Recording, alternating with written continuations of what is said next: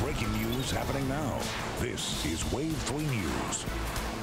We start tonight with breaking news. A woman found in the trunk of a car in Old Louisville. Thanks for joining us. I'm Shannon Kogan. And I'm Scott Reynolds. It happened at about 3:45 this afternoon near 3rd and St. Catherine. Wave 3 News reporter Scott Atkins is live from the scene right now. And what have you learned, Scott?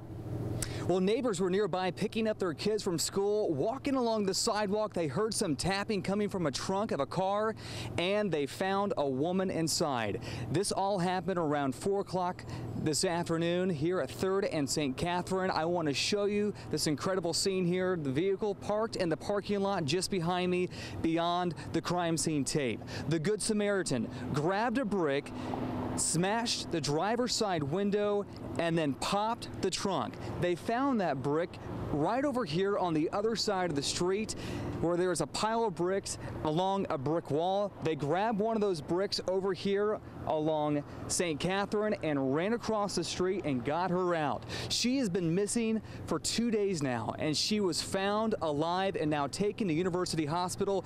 The scene still working behind me. Police taking pictures and trying to figure out how she ended up in the trunk of that teal vehicle. This all happened around 4 o'clock today, and she has now been transported to University Hospital. She was alert and talking when first responders first arrived on scene around 4 o'clock. We're going to go ahead and send it back to you in the studio as we learn more information about how she ended up there and who put her there. But for now, we're live in Old Louisville. Scott. At this hour, one dead, another injured after a train hits them near the Gene Snyder Freeway. This happened at Seabiscuit Way and Bold Forbes Boulevard. This is close to the Glen Hill Manor apartment complex. And that's where we find Wave 3 News reporter Natalia Martinez. And Natalia, any idea why they were walking out there by those tracks? Scott, Shannon, the police spokesperson, just got here. I just spoke to him minutes ago, and they've actually cleared a couple of things up. They said that one man has died. He was in his late 40s, a white male, and that is all as far as people who have been hurt. There was a dog who was injured. Originally, there was a report of a second person that was injured, and that report came from Metro Safe, but police just said that one person was fatally hit. And police said that he was walking along the tracks. Family of that person told us that he was going fishing and didn't see the train for some reason. Police couldn't tell us if they believe if he was drunk or not. And the family of that man said that they knew something was wrong when that dog came to the door and started yelping and scratching. They opened the door, saw the dog had been hurt, and they knew that something was wrong. They started walking along the tracks, and that is actually where they found the man. Police also told us that there were 2 witnesses that were involved. They are not sure if those 2 witnesses were actually with the man when the accident happened. And neighbors at this apartment complex told me that they did hear the train blow the horn, and they can't imagine why he wouldn't have seen the train coming. And the dog was actually hit pretty badly, family members told us, and there is Animal Services vehicle right now to try to help the dog out, and family says that it will probably have to be put down. As soon as we get more information, we'll put it up on the web and also on Twitter. In Valley Station, Natalia Martinez, Wave 3 News. Tonight, we're learning more about a fatal crash in PRP over the weekend. Including more on the man responsible and what happened moments before. That man, Nathan Browning, was taken to the hospital. He is charged with manslaughter. Police say Browning was speeding, ran a red light, and then slammed into a car on Greenbelt Highway at Lower Hunters Trace, killing 3. The deaths brought Browning those counts of manslaughter, but the charges of wanton endangerment come in part from witness statements. As Wave 3 News reporter Gordon Boyd tells us, several claim it was not merely reckless, but deliberate. Police aren't saying what Nathan Browning might have told them before they took him from University Hospital to corrections, but several other drivers are claiming close calls prior, including one who wonders whether her truck might have stopped him. I had the SUV. Could the damage, I could have possibly survived that. And these 3 people who lost their lives could still be here. Tina says she's never met the driver of the white Suburban that police say T-boned the Ford Contour at Lower Hunters Trace in Greenbelt. The driver who she claims nearly forced her off of Terry Road, coming at her head on little more than a minute earlier. I mean, the look on his face was just pure anger, just pure hate, just pure, like I had did something to him. Just as soon as you seen him, you had to get away. And I told the lady when I had called 911, if you all do not get him, he's gonna kill somebody. And that's what happened. Tina says Browning's Suburban made a U-turn on Terry, coming up behind her for a second pass. At least 70, 80, with his hand hanging out of the window like he's number one at something. She believes that Browning turned right onto Lower Hunters Trace from Terry, headed west, the fatal impact at Greenbelt coming even before she could call it in. And I tried to get his license, I tried to get all the information I could, but I mean, when you're in that situation and you have a moment's notice, I mean, I had a moment, I had a second, and I had to swerve. Tina says she doesn't want to meet Browning face to face, but she would like one answer. Why? In downtown Louisville, Gordon Boyd, Wave 3 News. We went ahead and dug into Browning's past and found quite a long list of past crimes, many of them on the road. Reckless driving, speeding, wanton endangerment, among more than a dozen prior convictions against him. And the Wave 3 News reporter Scott Adkins discovered he was just released from prison. He filed this report earlier tonight. The man accused of causing a deadly accident. I couldn't believe how fast he was going. Police say was fueled by road rage. He was coming straight towards me. Just as soon as you seen him, you had to get away. The driver, Nathan Browning, has a rap sheet dating back to his early 20s.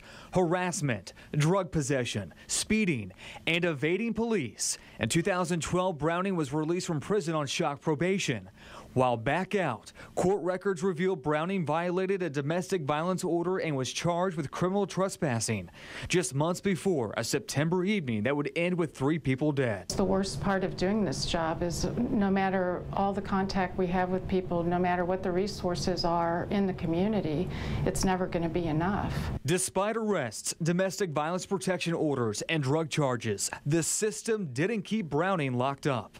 The Center for Women and Families offers victims guidance and shelter, but does not pursue tougher sentences for perpetrators. When it comes to letting the person out or shock probating them or what sentence to give them, obviously the center employees have nothing to do with that or no say in that matter.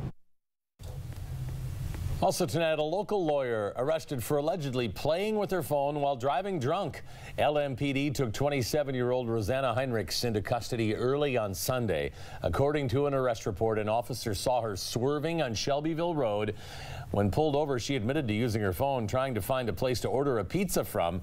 She had the Domino's website pulled up, and then officers smelled the alcohol on her breath. She admitted to drinking a half bottle of wine and a beer beforehand. She's now charged with driving under the influence and a communication device violation. Tonight, hundreds of jobs up for grabs as Ford Motor Company continues to hire here in Louisville. Wave 3 News reporter Cedra Mayfield joins us live from New Albany. And Cedra, Ford is recruiting from both sides of the river.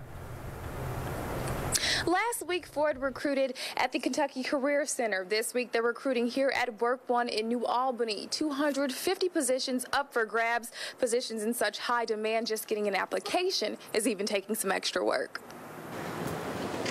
Long before he stood in this line, I had a call this morning at 5 o'clock. For hours, Felton Cheatham had been revved up. That is, after getting the inside scoop. From one of my friends that work at Ford. Hoping to snag one of 250 full-time vehicle assembly technician positions currently up for grabs at Ford's Kentucky truck plant. Cheatham wasted no time getting to Work One in New Albany, his sister in tow. People kept coming, and she got in line. Then they came out and counted, and she was 3 people from the end, and that's when they cut it off. While the game plan had been to accept applications through Friday, the response Monday so overwhelming. It's already over? Yeah, we already ran out. We've never done this before, so we had a few hundred applications. We got a huge response. We didn't necessarily expect that large of a response. Adam Clark is a business consultant at Work One. He says while it's not yet clear if or when the center will have more Ford applications, he says job seekers don't have to leave empty-handed. There's other opportunities out there. What kind of work are you looking for? Options. Keep on the lookout. Clark encourages job seekers keep open. That's why you got to have a plan B. A sentiment Cheatham takes to heart. Hopefully everything will be okay, and we'll be one of the ones that get picked.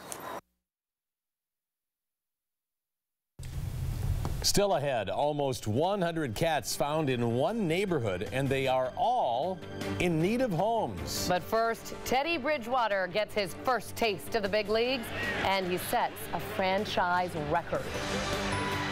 Temperatures across Kentuckiana today back in the mid-80s. We have a few more of those on the way before a cool down. The 7-day forecast is next. You're watching Wave 3 News live here at 6. We're also streaming on the Wave 3 News mobile app and wave3.com. Honored with the Edward R. Murrow Award for Overall Excellence. You're watching Wave 3 News. Last night, former U of L quarterback Teddy Bridgewater got his first real taste of the big leagues. While a lot of Louisville was watching in his first NFL start for the Vikings, Bridgewater played fantastic, even setting a Vikings franchise record, but he left the game in the fourth quarter after hurting his ankle. A little run there near the goal line. Wave 3 Sports Director Kent Taylor is here to tell us how he's doing today. Boy, he sure looked like an NFL quarterback, didn't he? Looks like a star. He really does. Yeah. The Vikings fan coming out at him here. Yeah, the X-rays were negative yesterday, so Teddy's ankle just sprained, not broken. Officials carted him off to get checked out with about 10 minutes left in the fourth quarter, and an MRI today was also negative. Plenty were wearing the number 5 back here in Louisville. Remember your Cards QB that led the team to a Sugar Bowl win over Florida, you remember in 2013, at Gerstl's on Frankfurt. Vikings fans and a few converts joined to cheer him on in that start against the Falcons. Teddy threw for 317 yards, becoming the first Viking to ever throw for more than 300 in his first start. Bridgewater says this start definitely sets the bar high. But you know, Coach Norton, he always talks about playing a week better and playing better than you played the week before. So for me, I just have to try to continue to build out the momentum that I have and not try to get, besides myself, out of my character.